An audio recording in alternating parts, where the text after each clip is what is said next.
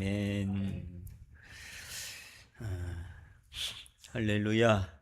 우리 하나님께서 우리와 함께 하시고 여러분에게 큰 은혜를 베풀어 주실 줄로 믿습니다. 오늘은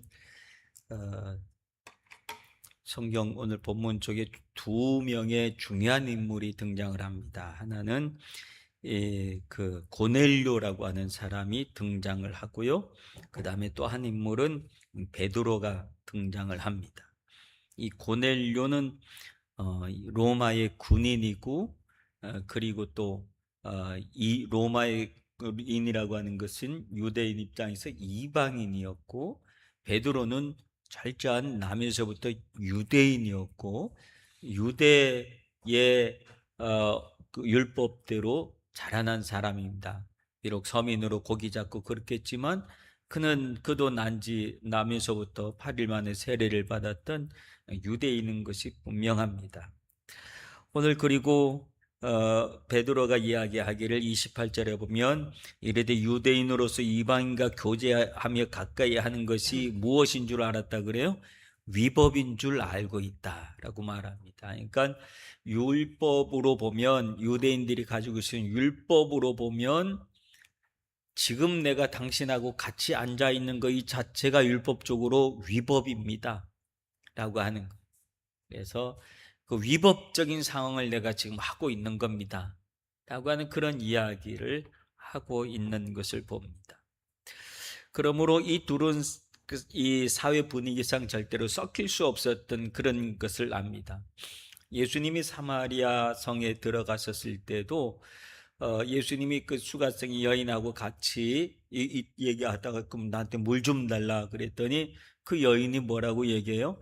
유대인인 당신이 어떻게 나한테 물을 달라 그러느냐 라고 얘기했던 것을 봅니다. 그러니까 유대인들이 이방인들하고 얘기하지 않고 말도 안 하고 교제도 안 하는 것은 이방인들만, 그 유대인들만 알고 있었던 게 아니라 누구도 알고 있었던 문제예요?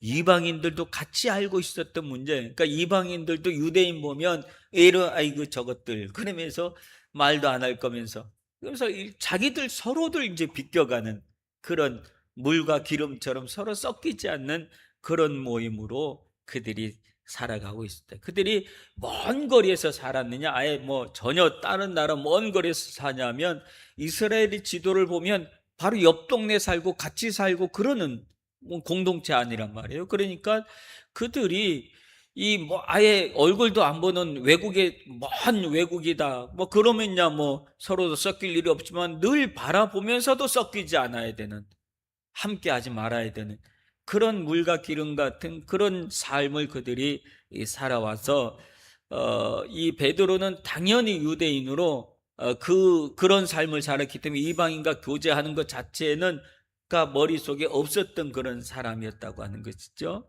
네, 그러면서 유대인들은 유대인들대로 나름대로 우월 의식을 가지고 살았다. 그들이 가졌던 우월 의식을 우리는 그 성경에서 다른 말로 뭐라고 얘기하냐면 선민의식이라 그래요.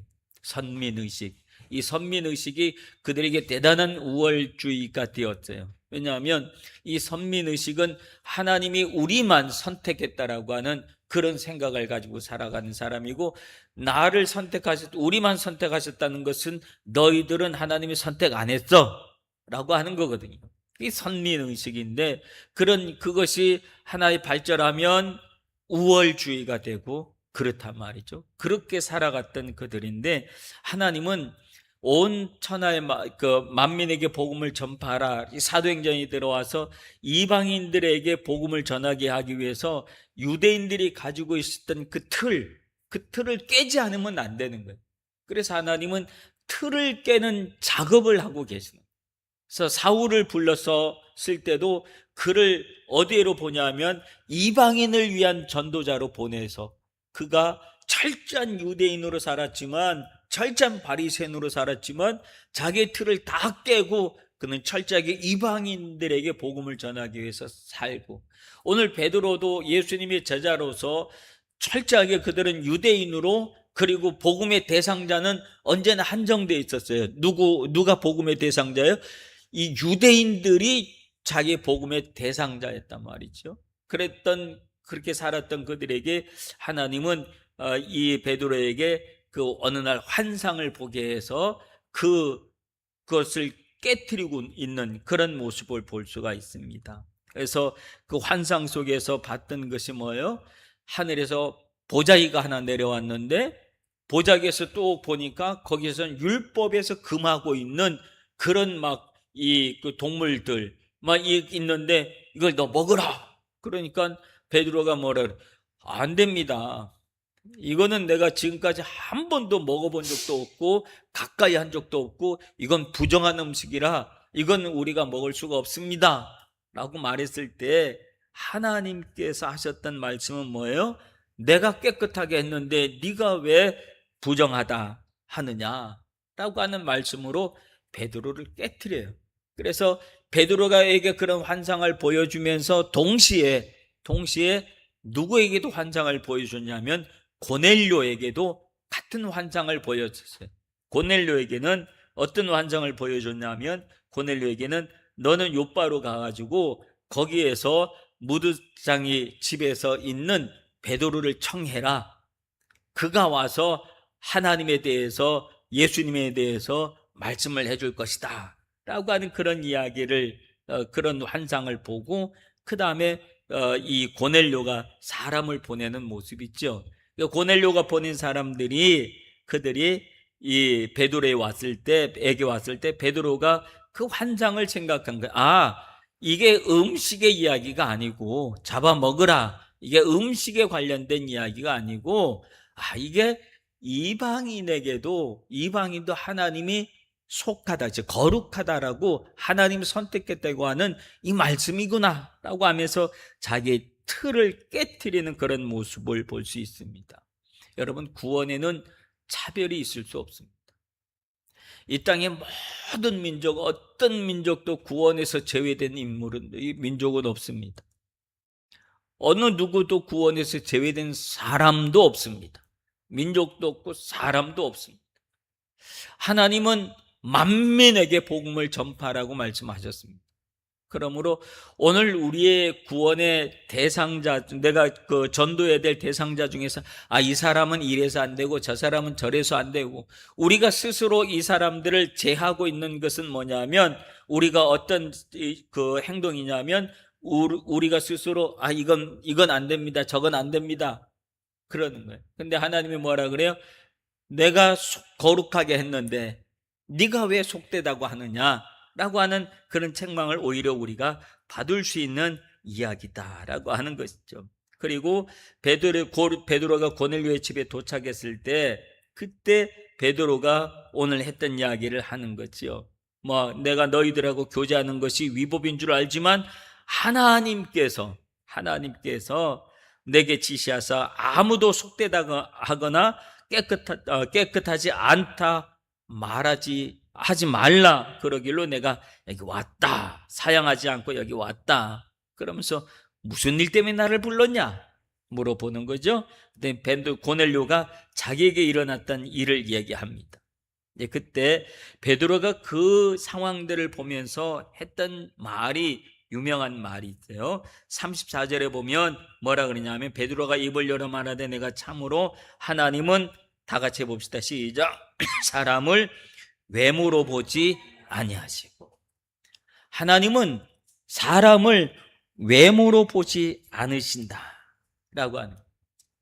사람이 어떻게 외모로 본다는 말은 그렇게 잘생겼냐, 남자냐, 여자냐, 어느 나라 사람이냐 그렇게 보는 그 외모가 아니다 라고 하는 사실이죠. 그래서 넌 어디 살아? 네 연봉은 뭐냐? 얼마냐? 이렇게 평가. 한국에는요 그런 게 있대요. 어떤 아파트에 있으면 고급 아파트가 있으면 그 고급 아파트에 거기에 놀이터가 있는데 그 놀이터에 다른 아파트 애들이 놀면 쫓아낸대요. 그래서 얘가 이 아파트인지 다른 아파트인지 어떻게 하냐? 그러면 뭐라 그런 줄 알아요? 얘가 입고 있는 옷을 보면 안답니다. 옷을 보면 메이커를 딱 보면 너는 이 아파트 사는 사람, 너는 이 아파트 동네 사람이 아니지. 그 쫓아낸대요. 애들을 쫓아낸대요. 그러니까 철저하게 한국에서는 외모로 사람을 판단하는 그런 모습이잖아요.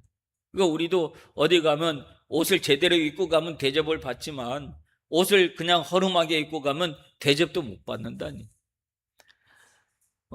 어디 갈 때 그래서 이 외모 지상주의에 살다 보니까 차도 좋은 차를 타야 되고 막 그래서 좋은 차를 타고 가야지 이 그 사람들이 대접을 해주고 그러니까 뭐 경차 타고 가면 아주 그냥 사람 취급도 안 하고 그런답니다.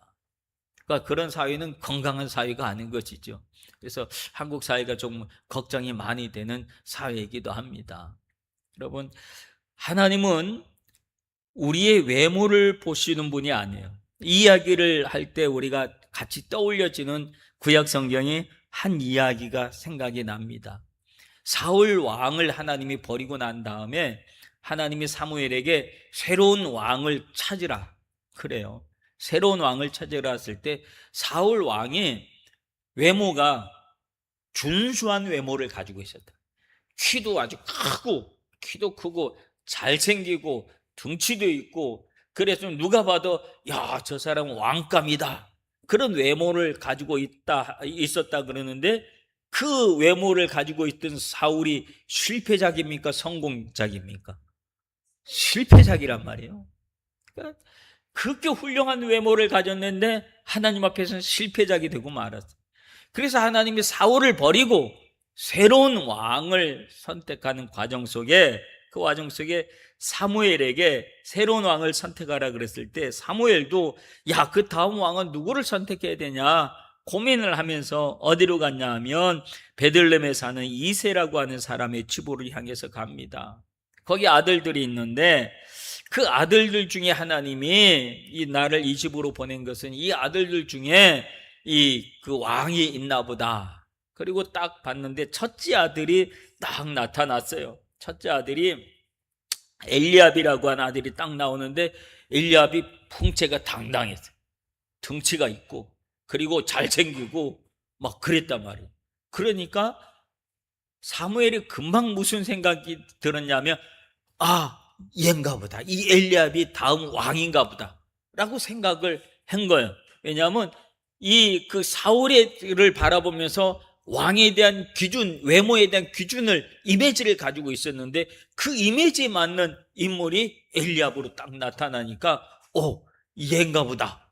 그리고 기름을 부으려고 했을 때 하나님이 생각하는 말, 그러니까 사무엘에게 주신 말이 뭐라 그러냐면 그의 용모와 키를 보지 말아라. 내가 이미 그를 버렸노라. 내가 보는 것은 사람과 같지 아니하니 사람은 외모를 보거니와 나 여호와는 중심을 보느니라 라고 얘기해요. 외모를 보고 있을 때 하나님이 그를 버렸다라고 하는 것은 외모를 생각하는 그 사울을, 네가 잘생겼다고 생각하는 그 사울을 나 버렸어. 근데 또 똑같이 그런 비슷한 외모를 가진 이 엘리압을 보고 외모를 기준으로 뭘 정하려고 그러냐? 나 그를 버렸어. 너는 외모를 보는 줄 몰라지만 나 여호와는 그 중심을 보느니라 그래요.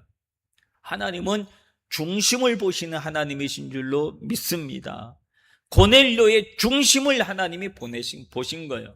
왜냐하면 고넬료가 이방인이었지만 그는 하나님을 사랑하고 이웃에게 구제를 하고 얼마나 선하고 좋은 일을 많이 하고 같이 모여서 하나님의 말씀 앞에 온 가족을 다 모아놓고 하나님의 말씀을 들을 만큼 그의 마음의 중심은 하나님을 향하고 있었기 때문에 하나님이 고넬료를 선택하셨다라고 하는 것이죠.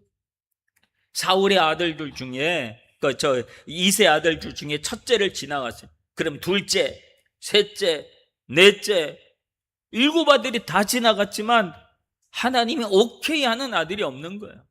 그러니까 야, 아들 이거 다 아냐? 그랬더니 이세가 뭐라 그러냐면 아직 막내가 하나 남았습니다. 내 막내는 키도 적고 어리고 그래서 지금 바깥에서 지금 양을 치고 있습니다. 그 얘기한. 그러니까 아버지 입장에서도 다윗은 왕감이 아니었던 거예요.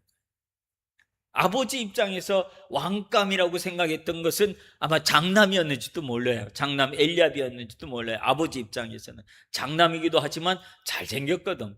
키도 크고 뭐 리더십도 있고 그렇거든. 그러니까 아버지도 그렇게 생각했는데 이 다윗은 아버지 입장에서도 왕감으로 생각도 안 하고 있었던, 그 사무엘이 뭐라 그래요? 그 다윗을 데리고 와라. 다윗이 올 때까지, 막내가 올 때까지 나 앉지도 않고 물 한 모금 안 마실란다. 그래 다윗을 데리고 와요. 여러분, 왜 다윗이었을까요? 하나님은 다윗이 들어오자마자 사무엘에게 이가 크니 너는 일어나서 이에게 기름을 부어라 하면서 다윗을 선택하시고 다윗에게 기름을 붓게 해요. 왜 다윗이었을까요? 큰형보다 훨씬 모자랍니다. 외모가 모자랍니다. 덩치도 모자랍니다. 다윗은 들판에서 아무도 보지 않지만 아버지가 시키니까, 형이 시키니까 성실하게 양떼를 지키면서, 사자와 곰으로부터 양떼를 지키면서 그 하나님을 찬양하고 그 가운데 있으면서 다윗이 비파를 하고 악기를 했던 연주자였던 거 잘 아시죠? 그래서 다윗이 얼마나 많은 시편을 쳤어요. 그게 다 어디서 했을까요? 양떼를 돌보면서 하는 거예요. 양떼를 돌보면서. 그러면서 양떼를 돌면서 찬양을 하고 그랬던 그 중심을 하나님이 보셨다라고 하는 것이죠. 세상은 스펙을 쌓고 겉모습을 치장하느라고 바쁘겠지만 하나님은 아무도 없는 들판에서 묵묵히 자기의 자리를 지키면서 하나님을 신뢰하는 그 한 사람을 찾고 있었다라고 하는 그런 모습이에요. 오늘 고넬료의 이야기도 이 사무엘이 다니엘을 선택하는 이야기와 그런 일맥상통하는 이야기다라고 하는 거지. 사무엘은 엘리압의 겉모습에 속았었지만 또 이 베드로는 이방인이라고 하는 편견의 벽에 갇혀 있었다고 하는 거예요. 그런데 하나님은 그 벽을 다 허물어내고 하나님을 향한 진심이 있는 사람을 하나님은 선택하신 줄로 믿습니다. 다윗이 하나님을 향한 진심이 있었고 그래서 하나님이 선택하셨고, 그리고 이 지금 고넬료가 하나님을 향한 진심이 있는 사람이었기 때문에 하나님은 그래서 고넬료를 선택하신 거예요. 여러분, 하나님을 향하여 여러분의 진심이 있습니까? 하나님 앞에 여러분의 진심을 보일 때 하나님은 여러분도 선택하시는 줄로 믿습니다. 그래서 하나님 앞에 진심을 다해서 하시길 바랍니다. 신령과 진정이라고 하는 말이 있어요. 마음과 뜻과 정성을 다하여 하나님 앞에 다할 때 하나님은 그 예배를 받으시고 하나님은 그 사람을 통하여 역사를 하시는 줄로 믿습니다. 비록 이방인이었지만 하나님을, 누구보다도 하나님을 경외하고 이웃을 도왔던 선한 사람이었다라고 하는 거예요. 하나님은 그 중심을 보시고 베드로라고 하는 최고의 사도를 그에게 보내서 예수 그리스도에 대해서, 그가 하나님은 알고 있었지만 예수 그리스도에 대해서 모르기 때문에 예수 그리스도에 대해서 선포하게 하셨고 복음을 듣게 하셨다라고 하는 거지.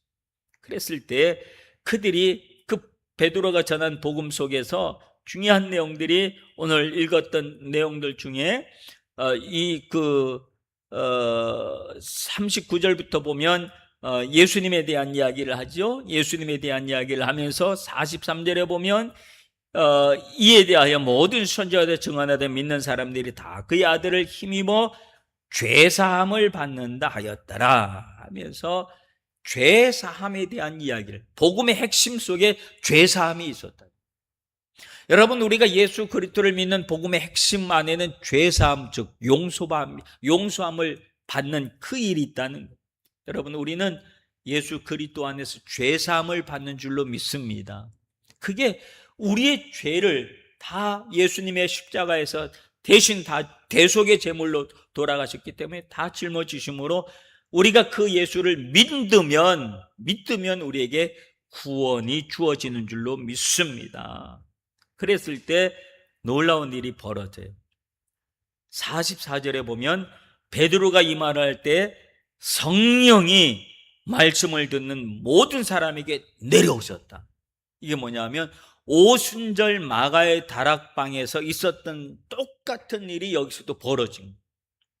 그러니까 그들은 지금 예수님의 제자들 베드로하고 사도들은 지금 그 오순절 마가의 다락방에서 임했던 성령을 경험했던 사람들이거든요. 그래서 그들이 지금 마음이 얼마나 뜨거워서 예수 그리스도의 복음을 증거하려고 막 애쓰고 있는 그런 모습인데, 자기들이 받았던 그 성령을 오늘 지금 이방인이라고 생각했던 이 사람들은 아니라고 생각했던 그 사람들에게 성령이 임하는 걸 본 거예요. 성령이 임하니까 어떤 일들이 벌어졌어요? 그들이 보니까 이 46절에 보면 이는 방언을 말하며 하나님을 높음을 들었습니다. 성령이 임하니까 지금 이 고넬료와 그 가족에게도 그들이 막 방언을 하고 막 이런 역사가 막 일어나는 거예요. 그러니까 베드로가 깜짝 놀란 거예요. 이게 성령이 임하고 이런 모습들을 보면서 베드로가, 야, 이 사람들한테도 성령이 임했는데 우리가 복음에 대해서 이 사람들한테 거리낄 게 하나도 없다. 그래서 그 다음에 했던 일은 뭘까요? 세례를 주는 일. 세례를 주는. 그래서 48절에 보면, 47절 48절에 보면 우리와 같이, 이 사람들이 우리와 같이 성령을 받았으니 누가 능히 물로 세례 베품을 금하리요 하고 명하여 예수 그리스도의 이름으로 세례를 베풀라 하니, 그들이 베풀라 하니라. 그들이 베드로에게 며칠 더 머무기를 청하니라. 그래서 세례를 베풀어요. 여러분, 성령 세례를 이들은 받았지만 물 세례를 함께 받아야 되죠. 우리가 신앙 고백을 하고 교회에서 세례식을 할 때 이거는 물 세례. 물로 세례를 받아서 모든 사람들이 보는 앞에서, 아, 이 사람은 이제 구원받은 하나님의 백성이 되었습니다, 하나님의 자녀가 되었습니다 라고 하는 것을 공적으로 선포하는 행위. 그런데 이런 그 성령 세례를 받았다 할지라도 물 세례는 반드시 필요한 거예요. 그래서 나는 성령 세례 받았으니까 저 물 세례 저거 안 받아도 돼, 그거는 맞지 않는 이야기. 내가 아무리 성령 세례를 받았다 할지라도, 성령 임하고 내가 방언을 하고 뭘 하고 그런다 할지라도 물 세례는 교회의 질서예요. 하나님이 세우신 교회의 질서예요. 교회의 질서를 잘 지키는 것이 굉장히 중요해요. 오늘 베드로도 교회의 질서를 세워나가는 거, 그렇게 해서 모든 사람들이 다 알 수 있도록 세례를 베풀어서 그들이 그리스도인이 된 것을 선포하는 그런 역사가 나타났다라고 하는 사실들이죠. 우리는 이 말씀이 오늘 우리에게 주시는 메시지는 분명합니다. 우리가 나 자신을 사람의 눈으로 누군가를 보는 게 아니라 하나님의 시선으로 누군가를 봐야 돼. 내 시선, 내 기준으로 보면 벽이 있는 거예요. 내 기준이 있어서 기준에 맞지 않는 사람은 다 아니야. 근데 하나님은 내 기준을 넘어서게 하는 거예요. 하나님은 외모로 취하지 않는다라고 하는 사실을 알려주는, 그러면 하나님의 마음으로, 하나님의 눈으로 영혼을 봐야 될 줄로 믿습니다. 그래서 우리 안에 구원에서 제외된 사람 한 사람도 없다는 사실을 기억하시고, 우리 주변에 있는 많은 사람들에게 내가 그리스도의 복음을 증거하려고 애를 쓰시길 바랍니다. 복음의 핵심을 증거하면 돼. 야, 예수 믿으면 잘 산대, 예수 믿으면 복 받는데, 야, 교회 다니면 얼마나 잘 되는 줄 아냐, 얼마나 좋은 줄 아냐, 이런 것도 교회를 오게 하는 한 그 도구가 되기도 하겠지만 그것이 핵심이 돼서는 안 돼. 가장 중요한 핵심은 뭘까요? 예수 그리스도의 십자가가 복음의 핵심이에요. 우리는 오전 예배 때도 그 복음의 핵심에 대해서 짚어봤었죠. 우리는 죄인이라는 사실. 그러나 하나님이 우리를 사랑하셔서 오늘 예수 그리스도를 보내주셨다는 사실. 예수님께서는 우리 모든 죄를 대신 담당하시고 십자가에 죽으심으로 우리의 모든 죄가를 대신 짊어지셨다는 사실. 그러나 그가 다시 죽으시고 3일 만에 부활하심으로 우리에게 새로운 생명을 주셨다는 사실. 우리가 그 사실을 믿고 아멘하면 그 구원의 역사가 오늘 나의 것이 된다고 하는, 이거 하나님께서 우리에게 은혜를 선물로, 구원을 선물로 주셨던 사실, 우리가 하나님의 자녀가 되었다는 사실, 이런 복음의 핵심적인 내용들을 증거할 수 있는 여러분들이 되시기를 간절히 바랍니다. 그렇게 하다 보면 하나님께서 오늘 그 고넬료에게, 이 가정에게 놀라운 어떤 성령의 역사심을 주었던 것처럼 우리 주변에 내가 이 사람은 안 되는데 라고 생각했던 그 사람도 하나님의 자녀가 되고 성령 받는 놀라운 역사가 일어날 줄로 믿습니다. 오늘 이 시간에 말씀 기억하시면서 우리 합심해서 함께 기도하도록 하겠습니다. 혹시 내 주변에서 내 선입견으로 누군가를 선을 그어놓고 있는 그 사람 혹시 없었는가? 하나님, 그런 마음이 있었다면 하나님, 오늘 하나님이 베드로의 이 선입견을 깨어냈던 것처럼 우리의 선입견도 깨어져서 정말로 그들에게 그리스도의 복음을 증가할 수 있는 우리의 모습이 될 수 있도록 위해서 우리 함께 합심해서 기도하도록 하겠습니다. 더불어서 기도하실 때 우리 정경춘 장로님 건강을 위해서도 합심해서